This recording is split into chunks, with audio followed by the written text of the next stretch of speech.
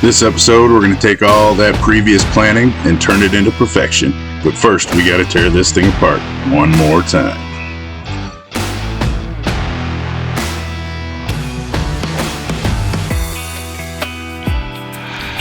We decided to put the grinders down this time around and sent the Eagle blasted guys in to get rid of all this rust and old paint, grease, and grime on these parts. The Corvette, especially, all the aluminum on there was in perfect shape, but it was covered in 3 decades of grime and corrosion, and when he was done with them, they looked like brand new.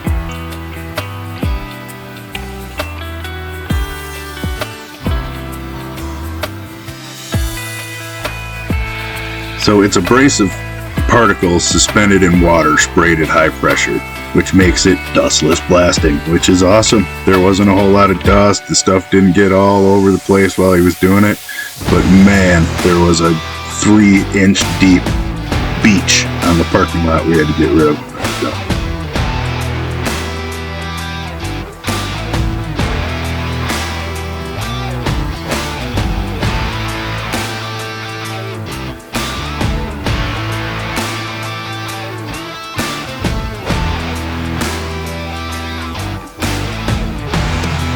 For easier access, we built a platform on the rolling cart so we could put the cab on it. Really gave them an opportunity to get up underneath there, get the floors up in all the cab corner pockets and all that. And this is what we found. Not a whole lot for a 55 Dodge truck, I'll tell you what. A few little spots in the doors, and very unusual spots, and then the usual stuff in the cab corners. Everything else was just normal use, dents and dings, spots on the top of the cab from putting 2x4s, so we were well on our way to a perfect truck.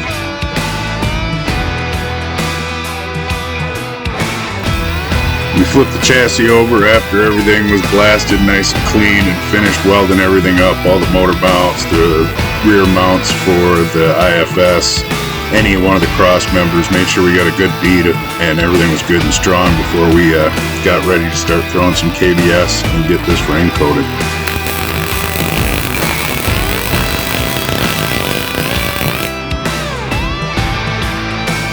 Well, there she is, all welded up, the unsung hero of the car world, the frame. But we're not just going to leave it sitting there looking like it does now. We're going to throw a coat of KBS on this thing so it still looks nice 5 years from now. So now it's time to deal with all those issues we found after blasting. However minimal they are, that metal needs to be cut out and replaced. So we got to chopping. We had a pretty nice system going on this thing. Amy cut them out, I welded them back in. Before you knew it, we were ready to start throwing some more primer on this bad boy.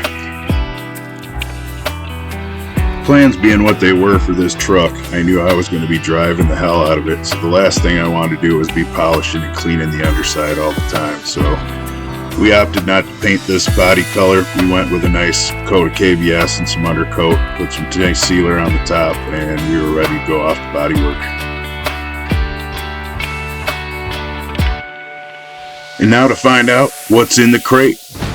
Well, Bob, this is a 383 stroker from Blueprint Engines, putting out about 450 foot-pounds of torque at 4,000 RPMs and a respectable 440 horsepower at about $5 grand. Yeah, that ought to move my truck.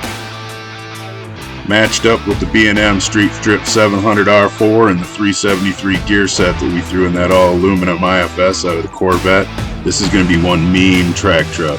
But it's also going to be a very well-managed street truck when it needs to be.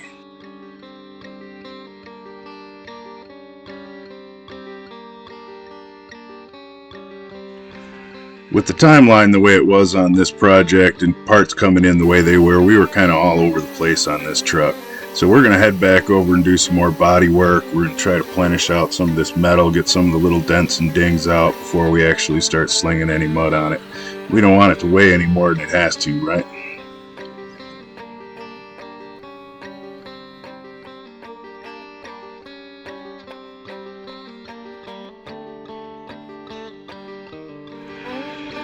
So we're painting this entire cab inside and out all at the same time. So we better get in here and get this interior knocked out and all this fab work done, or we're going to be doing it on fresh paint.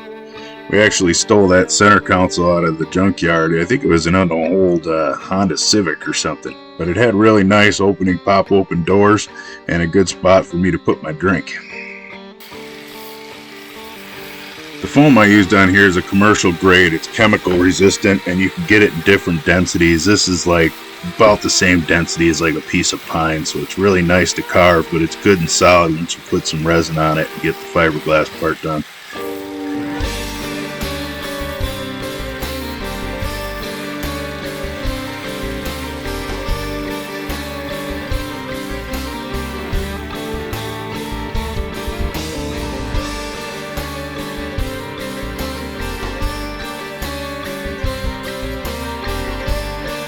I like to get as much fab and welding and sparks done as I can before I'm around fresh paint, so when the exhaust showed up when it did, I was extremely happy. We quickly threw these headers on here and started bending up some exhaust pipe.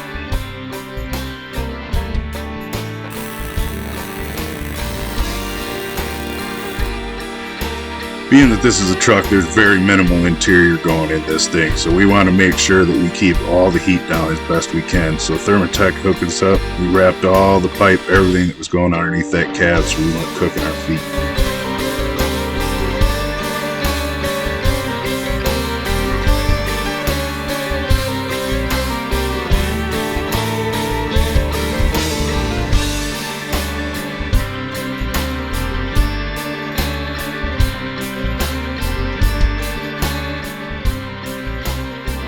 It's amazing what a little bit of a wire wheel and some time with a sander can do.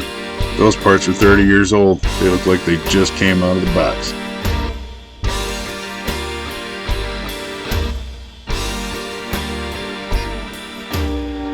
I knocked out the passenger side here, got it all good and wrapped up, and Amy knocked out the driver's side shortly after. Almost like we knew what we were doing, the rear end just happened to show up as soon as we got the front end back on the ground, so we started hacking that thing apart. Unfortunately, this is the time of the game where Murphy got her name, because every single nut and bolt that went through aluminum on this thing broke. Half the aluminum brackets broke. We spent a lot of time on eBay, and I really wish that GM would learn what anti-seize is. So now it's time to start mocking everything back up one more time. The radiator finally showed up. I have to build a shroud for that thing, finish up the inner fenders, get everything cleaned and laid out and looking nice under here. We also need to put the hood on, make sure those hood lines line up and everything is going to work well there, and finish up that body work. So even though I said I took it apart for the last time, now we're actually going to take it apart for the last time.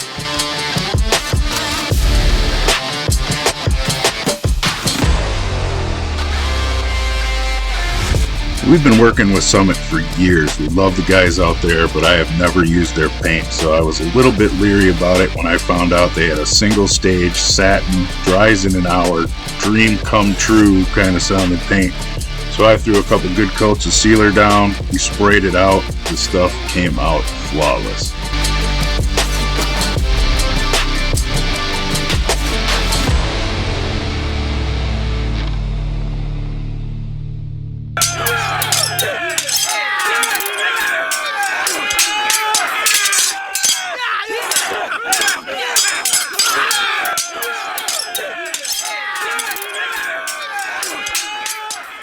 The majority of the car is now over on the clean side, so we can start assembling and finally putting a lot of these parts on, parts that are never going to come back off this car, provided I don't break them. We wanted the truck to look nice, but it's still very utilitarian, and we used all these lights from Grody. They're super white bright lights, you can see great at night, but everything is easily replaceable. I really love my heavy flake paints, and I wasn't building a truck without putting it in here somewhere. The fact that this Zodiac material just happened to match it perfect made it way easier. Now it's on the seats, we padded the bed floor, and all of the trim and door handles. We got these really nice gauges from New Vintage USA with the old school lettering, repurposed the door handles with some new grips. Got the inside done, the Thermatech on the inside, new carpet. We also used some Grody LEDs for our dome light on the inside, which lights it up nice and orange. Made our own custom panels for around the windows, and then got started on this painless wiring. Amy's favorite part, by the way, and no, I'm not being facetious. We got a set of retro belts from Racetrack to kind of keep that old school feel, but also make us feel safe. And we got the rest of the interior plopped in. You can see that Zodiac looks nice in there. So as you can see, we went with a Chevy style rally kind of rim. It's all aluminum, and I know it's a Dodge, but in reality, there is a lot more Chevy in this car than you would think. And they just look good, so damn the haters.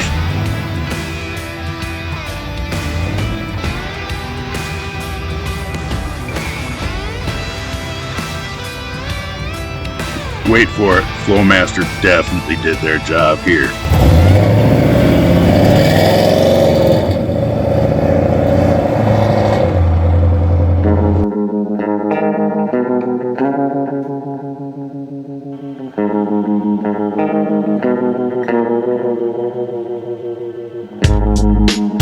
So here we are, loading her up. She's ready to go to SEMA.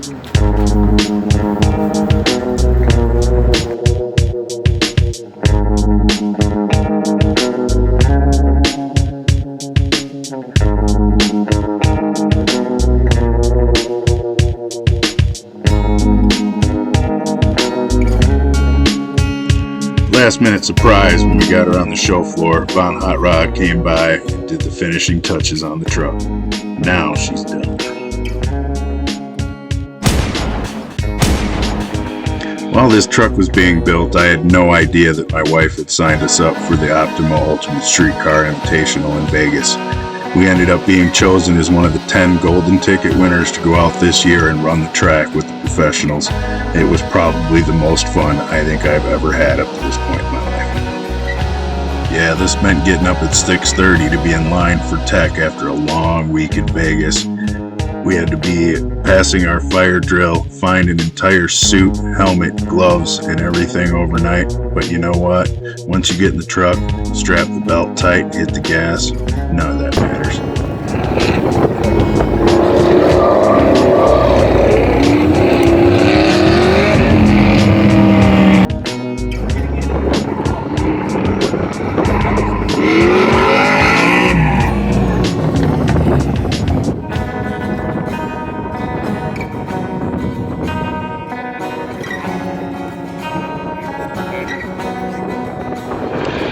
This truck had less than 15 miles on it before we decided to punish it the desert sun that weekend, and I apologize, and it should have been in advance, to all of my sponsors, but everything held up friggin' fantastic. This truck did very well, was very competitive, and you know what, for the first time being out there doing this stuff, the only thing I asked was that I wasn't last.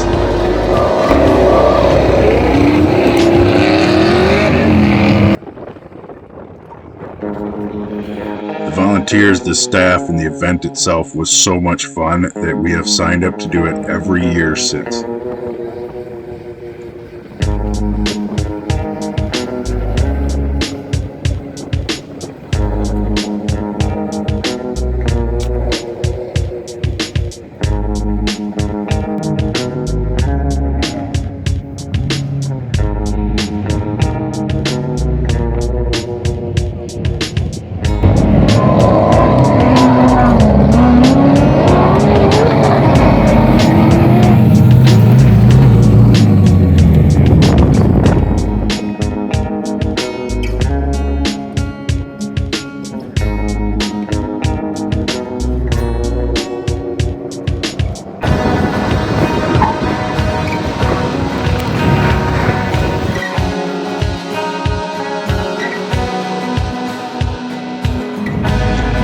So the time finally came, Sunday morning, the big event, the road course.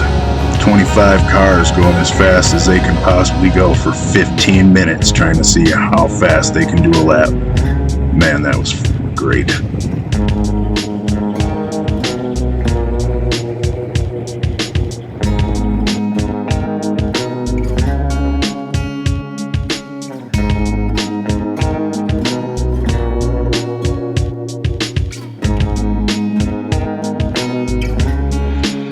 it's time to drive it and enjoy it. It's good to be home.